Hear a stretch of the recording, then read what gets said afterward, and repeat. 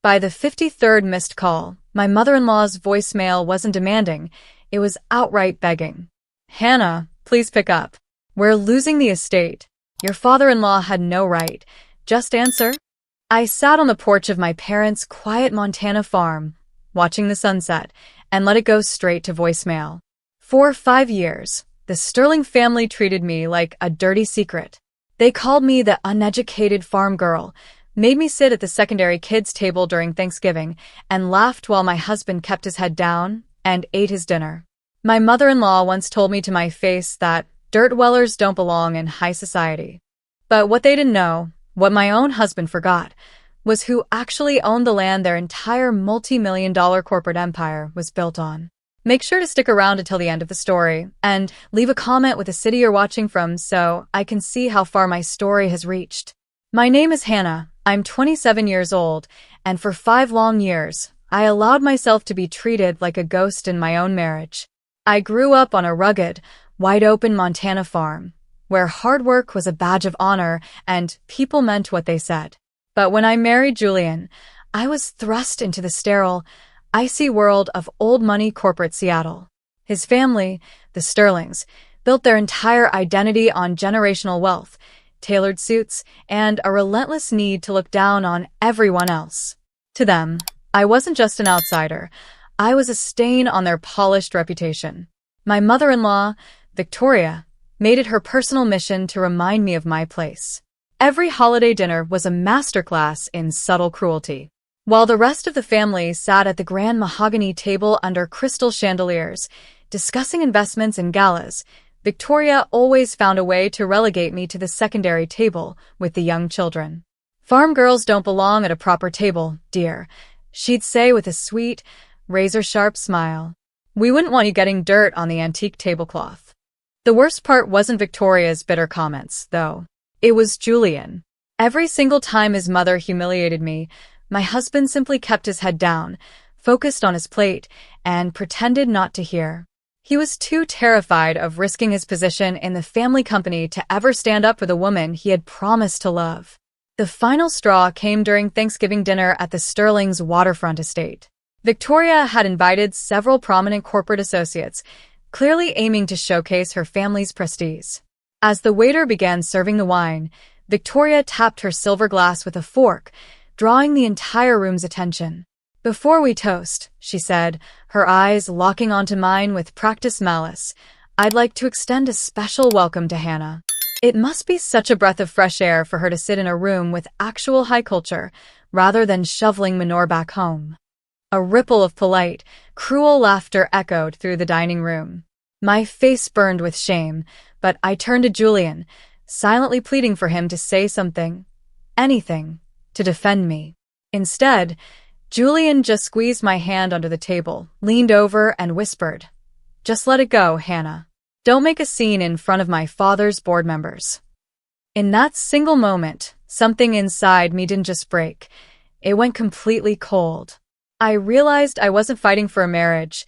I was sacrificing my dignity for a man who didn't value it. I didn't yell. I didn't throw my glass or cause the drama Victoria was so clearly baiting me for. I simply placed my napkin on the table, excused myself to the restroom, and walked upstairs to our guest bedroom. I packed my single suitcase in complete silence. Taking off my diamond wedding ring, I set it neatly on the center of the nightstand. Before the main course was even cleared from the dining table downstairs, I slipped out the side door into the cold November rain, walked to the station, and boarded the midnight train back home to Montana.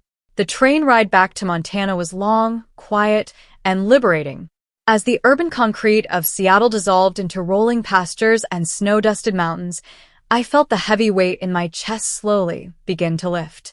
When I pulled up to the farmhouse early the next morning, my father was already out by the barn, wearing his faded canvas jacket and holding a steaming mug of coffee. He didn't ask why I had arrived unannounced with a single suitcase, or why I wasn't wearing my wedding ring. He simply wrapped his arms around me, held me tight, and whispered, "Welcome home, sweetheart." For the next 2 days, I reconnected with the soil that raised me. I traded silk dresses for worn denim and spent my mornings feeding the cattle, breathing in the crisp mountain air and letting the quiet, honest work heal my bruised spirit. There were no fake smiles here, no subtle insults disguised as etiquette, and no high society standards to measure up to. On the second night, my phone started buzzing on the kitchen counter. It was a trickle of annoyed text messages from Julian, demanding to know where I was and complaining that I was being childish by running off. Rather than typing out a frantic response or getting drawn into another argument where I'd be forced to defend my self-worth, I reached over, tapped the screen, and powered the phone completely off. On my third day back, I decided to help my father clean out the old filing cabinets in the farm's back office. The room was thick with the scent of cedar and aged paper, filled with decades of records my grandfather had meticulously kept. While sorting through a battered leather binder labeled Historical Land Assets, a thick yellow document caught my eye. Attached to it was a modern legal addendum stamped by the county recorder's office. As I unfolded the pages, my heart skipped a beat. The document was an original 99-year commercial ground lease signed 40 years ago by my grandfather. He had owned vast tracts of timberland out west, including a prime parcel of waterfront property in what was now downtown Seattle. And sitting directly on top of that exact parcel of land? The Sterling Corporation's flagship headquarters and luxury commercial development, the very bedrock of their entire family empire. I called our family attorney, a trusted family friend who had managed my grandfather's estate, to clarify what I was reading. He explained that my grandfather had agreed to lease the land to Julian's father when the Sterlings were just starting out. But there was a critical, non-negotiable clause in the agreement. The ground lease required a formal renewal and extension every 20 years, signed directly by the primary landowner or their direct heir. If the renewal deadline passed without an executed extension, or if the lease fell into default, the land, along with every single multi-million-dollar structure built upon it, would automatically revert entirely to the sole ownership of the landowner. And upon my grandfather's passing 2 years ago, I had become the sole beneficiary of that land trust. The Sterlings didn't just build their fortune on my family's dirt. They were completely at my mercy. The very next morning, the ground lease renewal deadline officially expired. Back in Seattle, the Sterling Corporation's legal team had gone to file the routine 20-year extension paperwork, only to hit an immediate, catastrophic brick wall. The county recorder rejected the filing because it lacked the required signature of the land trust's sole heir, Hannah Miller. Without that executed extension, the Sterlings were instantly thrust into total default. The bank holding their massive corporate credit lines caught wind of the title defect and froze their commercial accounts. Major real estate loans defaulted within hours, threatening to wipe out their multi-million-dollar empire overnight. At noon, I finally turned my cell phone back on. The moment the screen lit up, it began vibrating nonstop, buzzing like an angry hornet's nest. Dozens of notifications flooded the screen all at once. There were frantic, demanding text messages from Julian's brother, desperate emails from the Sterling family attorneys, and a string of voice messages from my mother-in-law, Victoria.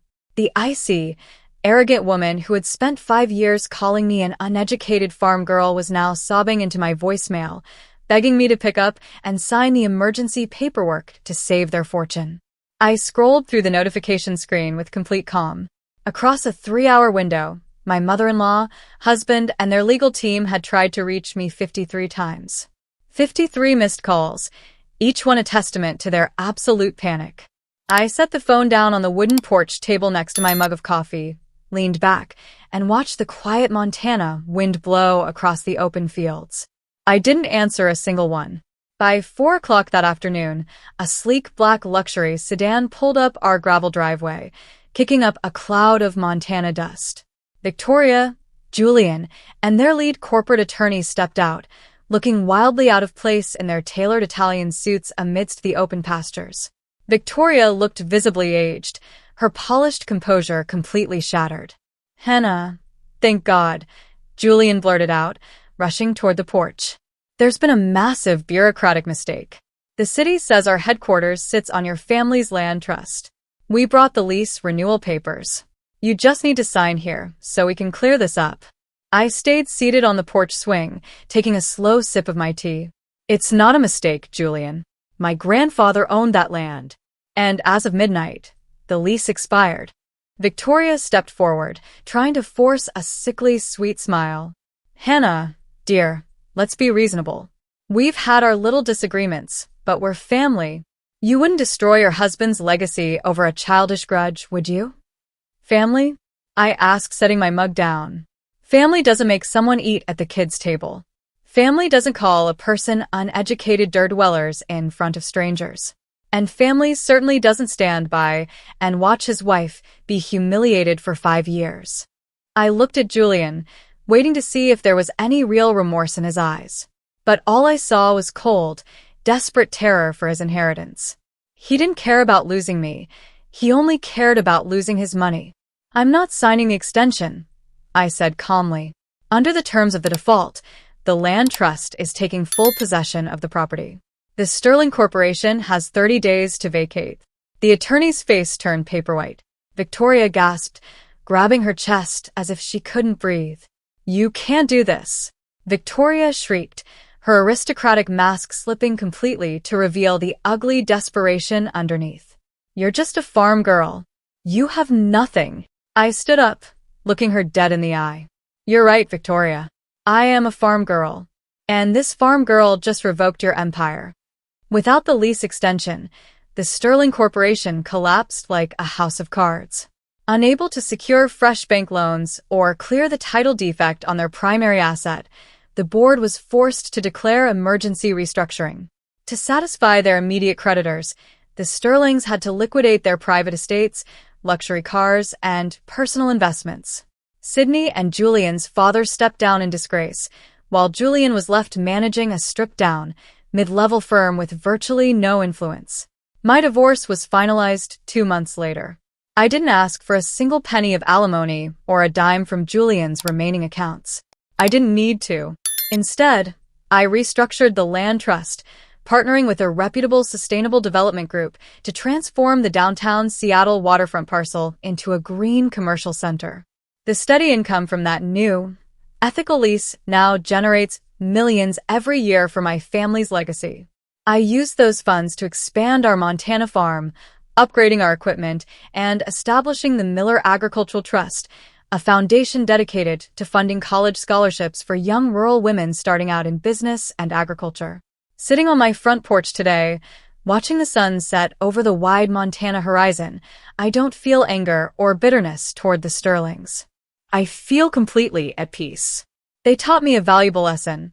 High society status and designer clothes don't make you superior, and true strength will always belong to those who know the value of honest roots.